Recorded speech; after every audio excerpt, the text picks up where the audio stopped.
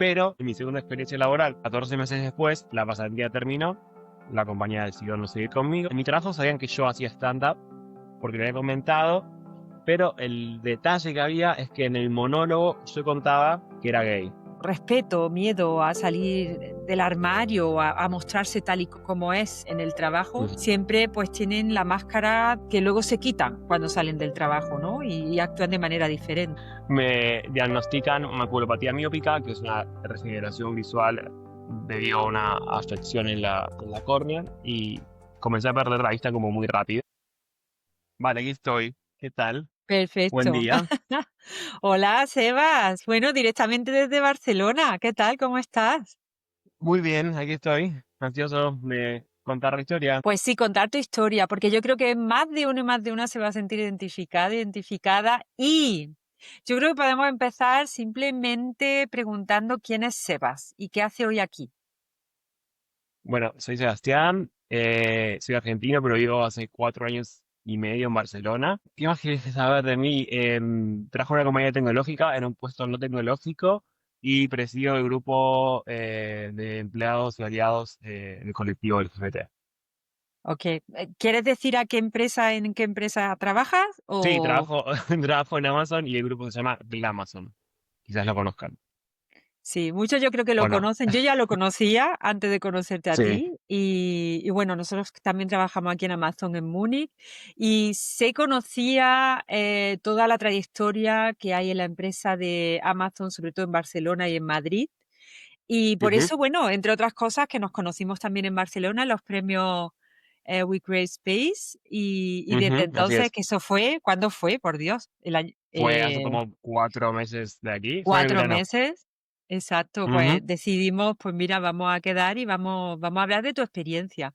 ¿Por qué no estás aquí como un trabajador de Amazon y uno de los componentes de Clamazon, sino estás aquí como Sebas, como una persona, pues, con ujú. una trayectoria a nivel de desarrollo personal y a nivel de, bueno, digamos, de salida del armario, de ese armario, precisamente en el trabajo, ¿no? ¿Cómo fue para Ujú. A ver, bueno, voy a contar mi experiencia de trabajo no salí realmente del armario, sino que fue otra historia.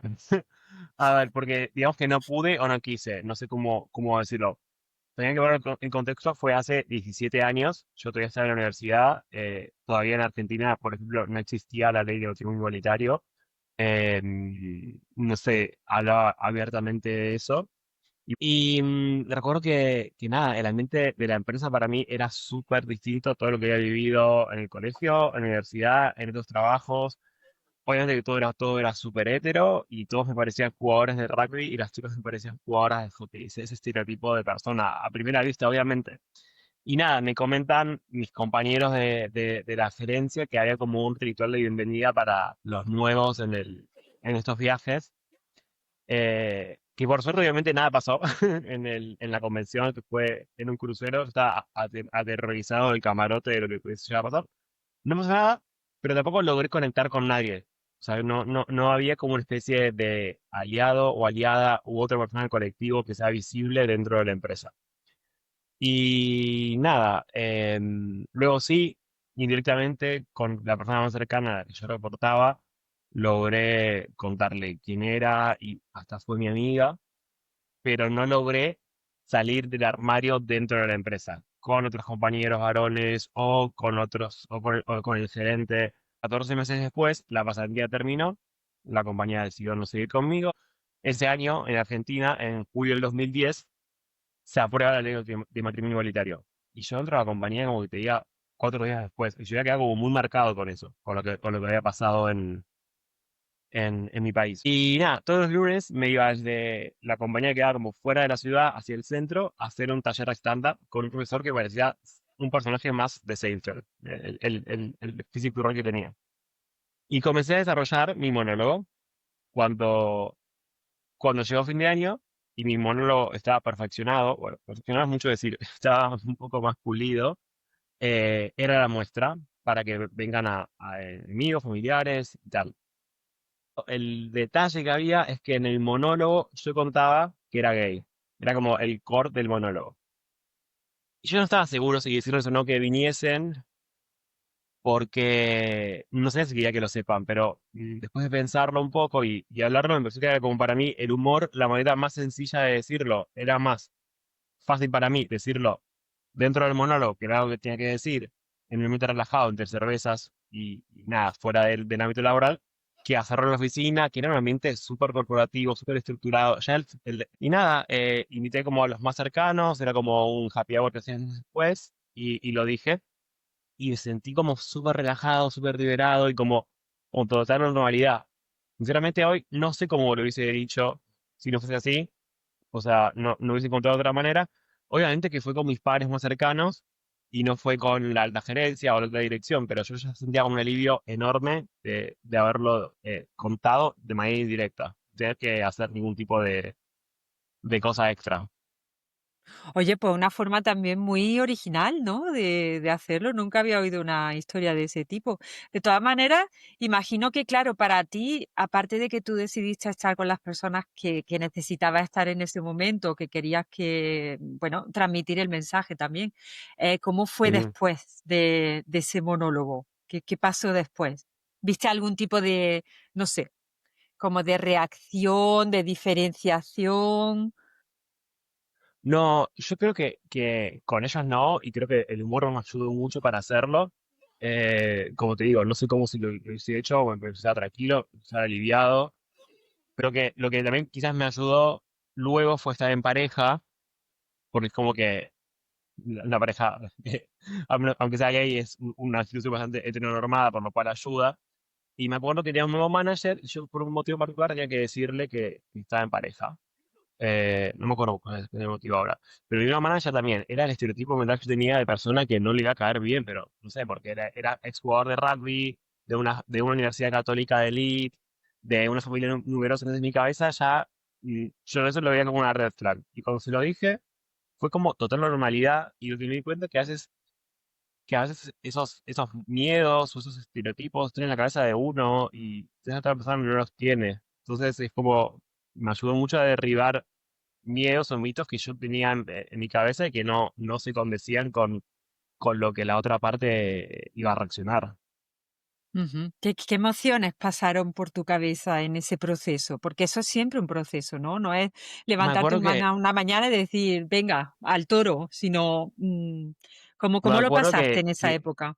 que estaba muy nervioso y lo que dije fue como, bueno, estaba decidido a contarlo. Era por algo muy puntual, era por al fin y al cabo, era un beneficio económico que yo tenía por que tenía que hacerse, dar su información. Y nada, fue una sala de reunión, los dos solos, en medio de otros temas, se deslizó y decidió la charla. No hice como un big deal de lo que estaba pasando. O sea, traté de que se diga con normalidad para que la otra persona lo asuma con normalidad. Lo que yo sí creo que me ayudó ahí, porque esto fue en el año 2011 o 2012, y fue 2011, y fue un año después de que estuviese la ley. Entonces, el marco legal me sentía a mí amparado. Sentía que Ujú, lo que yo estaba haciendo estaba dentro de los derechos que me correspondían a mí. Creo que eso también ayuda, ¿no? Saber que lo ujú. que estás haciendo es lo correcto y en caso de que haya una reacción negativa, eh, la ley está de tu lado, por así decir. Claro, claro. De todas maneras, ¿sentiste alguna vez que estabas actuando en el trabajo, antes de que pasara todo esto, un papel distinto al de tu vida personal? Porque normalmente la mayoría de las personas, ¿no? Que tienen ese miedo o ese, Ujú, sí, miedo, respeto, miedo a salir del armario, a mostrarse tal y como es en el trabajo, ujú. siempre pues tienen la máscara que luego se quitan cuando salen del trabajo, ¿no? Y actúan de manera diferente. Eso que te comenté fue hace un montón de años, 2010, 2011, 2012. En el 2012 seguía habiendo cambios en mi país acerca de más, digamos, libertades para las minorías, una ley de identidad de género. Se empezaba a debatir sobre el aborto legal, se empezaba a debatir sobre el cupo laboral travesti trans, y yo sentía que donde yo trabajaba y yo como que me estaba quedando estancado, como que no sé, no se hablaba ni se decía nada sobre el mes del orgullo, no había en comerciales de las marcas o internamente parejas LGBT en comunicaciones, era como que éramos, de hecho no sé, me pasaba que se recibían comunicaciones de beneficios para los empleados y decía, no sé, este edificio es para el empleado de su esposa. Pasaban cosas así. Yo sentía que estaba como viviendo en una cápsula del tiempo y que yo era la única persona LGBT que conocía del área comercial, pero también de la compañía. Era como si fuese la oveja rainbow de la empresa, como si yo fuese como un error de la Matrix que estar ahí, ¿no? Sentía como que de lunes a viernes era uno dentro de la empresa. Ok, sos gay y punto, pero que no podía ser yo y no tenían ningún tipo de soporte alrededor. O sea, sentía que sí, que por más que se sabía quién era yo, tenía que ser otro dentro de la empresa. Ujú. ¿A qué te refieres con ser otro dentro de la empresa? Y la forma de vestirme, la forma de comportarme, no Ujú, poder quizás dar mis opiniones o que sintiese orgullo por mi identidad. O sea, mi identidad era mi identidad sexual, o sea, ser gay. em, era conocida, o sea, era abiertamente, estaba fuera del armario, pero se terminaba ahí, o sea, lo que podía ser o lo ujú. que podía pasar. Ya, ya. En el caso tuyo, por ejemplo, tú has vivido en primera persona microagresiones, comentarios Sí, incómodos, ¿sí? sí, ¿Qué estrategias sí. emocionales has utilizado, te sirvieron a ti para sobrellevarlo? Pues no es fácil. No, no es fácil y creo que hoy lo hubiese hecho de manera distinta. Ujú, Volviendo, pongo en contexto, hace 6 años, en la marcha del orgullo de Buenos Aires de los 19, mi novio, que es mi novio actualmente, y yo fuimos vestidos los dos de novias al desfile. Y nada, fotos en Instagram, videos. Al día siguiente, una compañera, que es mi amiga, hoy día, cuando ya no trabaja ahí, me cuenta que nada, que se han juntado el director de área comercial, algunos gerentes, algunos compañeros, a ver lo que yo había subido a redes sociales y a comentarlo. En plan como, ¿qué necesidad? ¿Para qué hace esto? Cosas del estilo. Yo en ese momento no hice nada, no dije nada y lo ignoré. O sea, sigo mi vida como, che, esta gente que básica, ¿para qué hace todo esto? Y no me dejé afectar, pero hoy en retrospectiva lo vuelvo a pensar y creo que debería haber hecho algo. Debería haberlo confrontado, denunciado en la línea de ética de la empresa, porque si a mí no me afectó internamente a mis sentimientos, eso estaba indirectamente afectando mi carrera y mi percepción que tenían los líderes eh, de mí dentro de la empresa. Entonces creo que no actué de la manera correcta. Pero bueno, no tenía las herramientas o no sabía cómo tenía que hacerlo. Y en otra ocasión recuerdo también un cruce verbal con un gerente, pero esto no fue por un comentario homofóbico hacia mí, sino por un comentario que le había hecho ra- que yo consideré que había sido racista y me levanté y me fui de la mesa. Y bueno, eso me valió como una reprensión de mi manager, tener que hablar con él, y yo pienso que hoy en día lo hice encarado de una manera distinta, pero porque bueno, soy mayor y tengo otras herramientas que hace 5 o 6 años no tenía. Pero bueno, lo primero que, sí, que me queda como esto y que lo hablaba el otro día con un chico que en su trabajo estaba viviendo acoso por partes de superiores por ser gay y él decía que siempre lo denunciaba. O sea que eso siempre, si es la posibilidad de denunciarlo internamente, denunciarlo. Y si no se puede internamente, que sea de otro modo, pero que se haga, que no se queden callados ni calladas. Lo que vive Sebas refleja una tensión muy común en contextos laborales, la necesidad de encajar y proteger la propia estabilidad frente al costo emocional de visibilizarse. Ignorar los comentarios o restarle importancia suele ser una estrategia de supervivencia cuando la persona no percibe un entorno seguro para denunciar. No es pasividad, es cálculo emocional. En ese momento, Sebas no contaba con la herramienta interna ni con la confianza en las estructuras de la empresa para sentirse respaldado. Con el tiempo aparece la reevaluación, entender que ese juicio silencioso sobre su vida personal podía estar afectando su desarrollo profesional. Esta toma de conciencia no implica haber actuado mal, sino haber crecido en recursos, claridad y límites. La comparación con experiencias posteriores muestra algo importante. Aprender a confrontar no surge de golpe, se construye con experiencia, con apoyo y con validación. Psicológicamente, denunciar no es solo un acto ético, es un acto de recuperación de agencia. Rompe la sensación de indefensión y devuelve a la persona la posibilidad de influir en su entorno. Al mismo tiempo, no todas las personas pueden hacerlo en cualquier momento sin consecuencias. Por eso, acompañar, informar y crear espacios laborales con seguridad psicológica real es clave. Cuando el contexto no protege, el silencio protege. Sí, eso es importantísimo. También lo que tú has citado, ¿no? El tema de las estrategias o las herramientas que tú tienes ahora que hace 5, 6, 7 años no tenías. Exacto.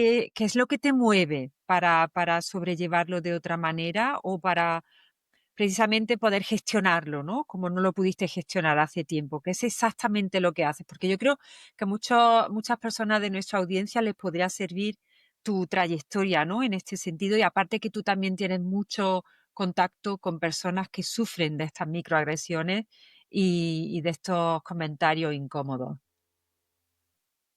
Es que, te repito, para mí lo importante es lo que te dije antes, ante cualquier situación sea de acoso, de agresión, de discriminación, o sea, es no quedarse callado, o sea, es lo que dice en inglés speak up, o sea, manifestarlo y utilizar siempre que se pueda los canales correctos para hacerlo, ¿sí? Eh, no sé, siempre creo que es lo que corresponde sería la denuncia según el organismo que corresponda, si es empresa o fuera de la empresa, pero no sé, en medidas como, no sé, cómo hacer scratches o denuncias en redes sociales que pueden generar visibilidad, pero a fin de cuentas lo que va a cambiar, creo yo, es la formalidad en la denuncia. Ujú. Muy importante. Y también el tema de los aliados, ¿no? De las personas aliadas. Bueno, sí, Qué sí, importante es tener también personas, compañeros y compañeras de trabajo que, pues, que también se levanten ante situaciones de ese tipo, ¿no? ¿Tú te has encontrado con sí. alguna situación de este tipo? Sí, sí, sí, sí, desde ya. Siempre el chiste que hacía para poner un poco de humor a esto es que podía ser que era como the only gay in village, porque era la única persona abiertamente gay que yo conocía dentro de la empresa y dentro, sobre todo, del área comercial, incluso entre clientes y proveedores, y nada, eso hacía que no tuviese un role model, o sea, que yo pudiese ver a otra persona LGBT dentro de la empresa, fuera de ella como "Oh, a eso quiero llegar, así quiero ser". Entonces sí me valí de aliados o aliadas internamente y creo que son súper importantes y son súper necesarios porque, como te dije, en el pasado fue quien me dijo, mira, estoy haciendo esto de vos, o quien fue con la primera persona que salí del armario en la primera empresa cuando era becario. Entonces, creo fervientemente, como tú dices, en la importancia del rol de los aliados, de los aliados, pero también creo que es muy importante tener un role model, una persona a quien seguir, a quien admirar y quien te pueda aconsejar. Claro, los No sé, o referentes, sea, ¿no? ¿Te sé refieres? que no sé, un referente, sé que no fue tu pregunta lo de los referentes, pero para mí creo que son súper importantes. No, yo creo que también es importante, ¿no? O sea, no nos tenemos que centrar solamente en las personas aliadas que puedan ayudar en estas situaciones, sino también esas personas referentes que ya han pasado por Ujú, eso, ¿no? Tú en parte ujú, también ya eres una persona referente por haber pasado todo lo que has pasado y por haber aprendido tantas o haber introducido herramientas en tu vida a nivel ujú, laboral, por ejemplo, que te hace superar, pues, situaciones de este tipo, o sabes la importancia de denunciar en estas situaciones. O sea, ujú, yo creo que es un cúmulo de todo, ¿no? No nos tenemos que centrar en un grupo determinado de personas. ujú. Igual que las personas, como tú dices, que a lo mejor no han salido del armario, pero que también son, del colectivo y, sin embargo, pues, no quieren mostrarse en el trabajo como son, ¿no? Imagino que también habrás conocido o conoces a algunas de ellas. A ver, quizás me gustaría, hablando de armarios, yo también, cuando salí del armario de ser gay, por así decir, luego entré en otro armario, que no fue, que tampoco fue voluntario, por así decir, que fue el armario de la discapacidad. En 2019, ese mismo año, pasaron muchas cosas, me diagnostican maculopatía miópica, que es una regeneración visual debido a una afección en la córnea y comencé a perder la vista como muy rápido. No, a mitad de año yo no veía lo que veía a principio de año. Y nada, me sometí a un par de tratamientos y nada, yo veía menos. Entonces en el trabajo pedí una pantalla más grande, eh, tenía que agrandar la letra de la pantalla y me daba vergüenza porque no veía lo suficiente. Entonces quizás me iba a trabajar en una sala de reunión y quedaba con la cara pegada al portátil, pero como que no quería que me vieran. Y nada, realmente mi rendimiento bajó muchísimo, obviamente porque era mucho menos productivo. Y recuerdo que una persona del área de medicina laboral de la empresa me dice, bueno, mira, si querés, mientras el tratamiento dure, lo que se puede hacer es gestionarte un certificado de discapacidad de manera, eso me dijo, de manera transitoria. Y yo se lo tomé, pero como que me quedé choqueado con la palabra, como que sentía se sentía como una mala palabra, como que no. Y bueno, nada, el tiempo pasó y en enero del 2020, que fue el COVID, a mí me despiden de manera improcedente. Entonces, nada, yo me sentía muy aliviado porque ya no tenía que fingir ser alguien que no era, en este caso, ser alguien que viese, por así decir, ¿no? Sentía como un alivio de no tener que estar dentro de la empresa.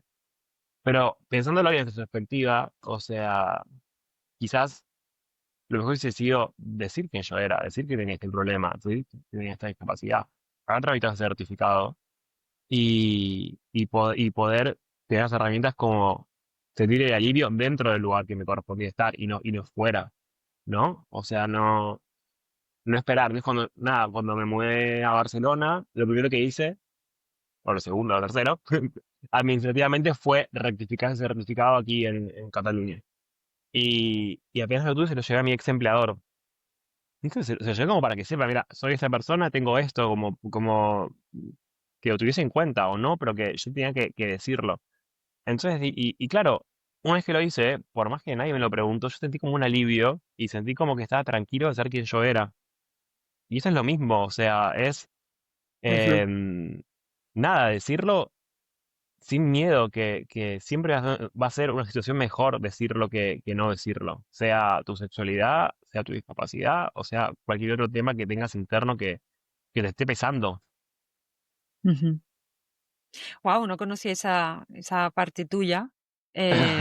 Ah, Me ha dejado un poco sorprendida porque, sí, en ese sentido tienes 2 historias que te han marcado a lo largo de tu vida, ¿no? Porque tú eres todavía jovencito. Y sí, y en bueno, este tiempo imagino que qué importante, fíjate, esto es de muy espontáneo lo que voy a decir, pero qué importante estas personas que trabajan precisamente en estos sectores, ¿no? En la empresa, de derechos laborales, de, pues, de apoyo ujú. psicológico, de qué importante es, igual que los espacios seguros que podemos tener en las empresas, en las compañías, qué importante es saber poder recurrir a estas personas, ¿no? Para que te den el empujoncito que a lo mejor te falta para mostrarte como eres, ¿no? Con lo que tú acabas de decir. Sí, y quizás a mí, o sea, el mejor me lo dio y yo reaccioné 6 meses después, pero bueno, reaccioné, o sea, hubiese sido genial que reaccionara a tiempo, pero no pasó, reaccioné después y me siguió durando el envión como para que cuando llegue aquí lo utilice para eso, sí, o sea, es muy importante esos roles de, podemos decir aliados, ¿no? Y bien aliado puede ser un amigo o no, un compañero de trabajo o no, puede ser dentro o fuera de la familia, puede ser incluso alguien que no conoces en persona, que tiene una relación a distancia, o sea, pero es una persona que te ayuda, que te da soporte, eh, es súper importante. Ujú. Es como un cliché, pero de verdad es súper importante. Así lo veo yo también, sí. Y, Sí, ¿y por qué crees que tardaste 6 meses en reaccionar? Ahora, ¿no? Con el sí. tiempo, después de todo lo que has pasado, ¿por qué Yo crees? creo que ¿Cómo porque era reflexionas? una. No, es como que yo estaba negado que me estaba pasando eso, o sea, como que pensaba que, primero que no estaba pasando a mí, como que de alguna forma estaba como disociado de la situación o como que me excedía. Y también quizás pensaba que iba a ser transitorio, como que no estaba consciente de lo que me estaba pasando. Entonces, creo que fue eso, ¿no? No estar consciente de lo que me estaba pasando a mí. falta de información por parte del cuerpo médico que me atendía, falta de información mía en proactivamente averiguar, porque también, o sea, yo hoy en día puedes averiguar si el médico te dice y te da más información, buscar una segunda opinión Ujú. profesional, pero creo que la parte de mi negación de no estar queriendo atravesar esa situación, o sea, yo creo que no puedo, no puedo culparme a mí, pero tampoco puedo culpar a los otros, porque creo que es una responsabilidad compartida eh, la forma en la que atravesé esa situación. Sí, bueno, la negación también es un mecanismo de defensa, ¿no? Sí, Entonces ahí como que te proteges sí, sí, también de la situación. pero, pero bueno, o sea, hay cosas que no se pueden cambiar y la mejor forma es aceptarlas y después uno las acepta y traducirlo a la canción las abraza cuando uno las puede atravesar de una mejor manera. Si no, es más sufrimiento. Ujú. Así es. ¿Y esos conceptos, has tenido en todo este tiempo apoyo psicológico? A ver, hago terapia hace un año, pero por un montón de cosas. Nunca tuve un apoyo específico acerca de mi discapacidad. Sí, quizás busqué información y consulté artículos de manera proactiva, pero no, Ujú. nunca fui a terapia específicamente para ello. ¿Lo aconsejarías, por ejemplo, ahora que tienes más Sí, herramientas, a esas personas que están sí, pasando por esos procesos en su vida tan sí, importantes? claro, sí, claro, sí, claro. O sea cual sea ese closet del que quiere salir, súper recomendaría terapia. O sea, lo recomiendo sin haberlo hecho. O sea, hice terapia, hago terapia, pero no lo hice específicamente para salir del closet, pero creo que me hubiese ayudado muchísimo. Quizás no hubiese sido tan divertido como haber hecho un show de stand-up y contarlo en una sala de comedia. Pero sí, totalmente lo recomiendo. Si tienes la posibilidad y tienes el acceso a un especialista de salud mental, úsalo. En vuestro caso, solo por curiosidad, porque yo conozco lógicamente la estructura aquí en Alemania, pero en vuestro caso en Amazon tenéis apoyo psicológico, tenéis un departamento de salud mental para los trabajadores. Me sabe saber decirte lo que no lo sé. Sé que hay una línea externa anónima en la que uno puede llamar y consultar desde coaching personal, situaciones de psicología, incluso creo que hay financiera, pero es un Ujú. servicio externo y uno programa citas telefónicas o videollamadas con especialistas. Entonces no sé si es, como dices tú, un departamento interno de salud mental, pero sí que está a disposición de los empleados este servicio. Ujú. Y lo he Porque usado, pero para coaching, no para salud mental. Así que sí, lo recomiendo si alguien lo quiere usar, es que esté a sí, disposición. claro, Y claro. muchas compañías lo tienen, o sea, compañías grandes Ujú. suelen tenerlo. De hecho, una de las cosas que nosotros siempre, bueno, como empresa, como plataforma de salud mental y de bienestar emocional, siempre lo recomendamos en todas las empresas, ¿no? El hecho de tener ese, ya no solamente el safe place, ¿no? El espacio seguro, sino también el tener un sitio seguro donde poder llamar, donde poder comunicarte, hacer cualquier tipo de cita para precisamente ese apoyo a nivel de coaching, a nivel holístico, no tiene por qué ser solamente con psicólogos, sino Sí, también mentores, coaches y todo este tipo de personas y profesionales de la salud mental. Yo creo que mejoraría mucho también la situación en muchas de las empresas por cómo están, porque sí. si no se tienen que buscar ellos mismos la vida y no es tan fácil como que la misma empresa te, Sí, te lo que pasa muestre muchas veces algo así, también, ¿no? con un amigo que trabaja en otra empresa, también hay como una especie de miedo de cuánto me abro con el psicólogo o con el servicio de psicólogos que me provee la empresa. Suelen ser anónimos, suelen ser empresas tercerizadas, pero sigue habiendo en algunas personas esa sensación de no voy a decir esto o no voy a decir lo otro porque me pueden jugar en contra luego. ¿En Lo serio? desconozco, Wow. pero Okey. sí, sí, sí, Porque pero todo bueno, como solo para tu información, todo profesional de la salud mental tiene el secreto profesional y de ahí no puede ujú, salir nada de lo que el paciente o del claro, cliente te cuente. claro, claro, Debería hacerse así, si claro. no iría en contra de, ¿no? De ese Sí, secreto sí, lo, profesional. lo, lo sé, pero creo que algunas personas todavía sienten como que, uy, a este psicólogo lo conocí a través de mi empleador. No sé, no sé. Ah, Yo vale, vale. voy al de. no sé cómo se dice en otros países, aquí en España es el servicio de salud privado muchos lo tienen, la gente ni sabe que lo tienen, lo pueden utilizar, que- y consultas ilimitadas, y también es complicado y está muy subatendido, pero también existen los servicios públicos Claro. de salud mental en las diferentes comunidades autónomas, o es complicado acceder, pero también existe. Ujú. Bueno, y Sebas, ¿cuál ha sido tu mayor aprendizaje en todo este camino?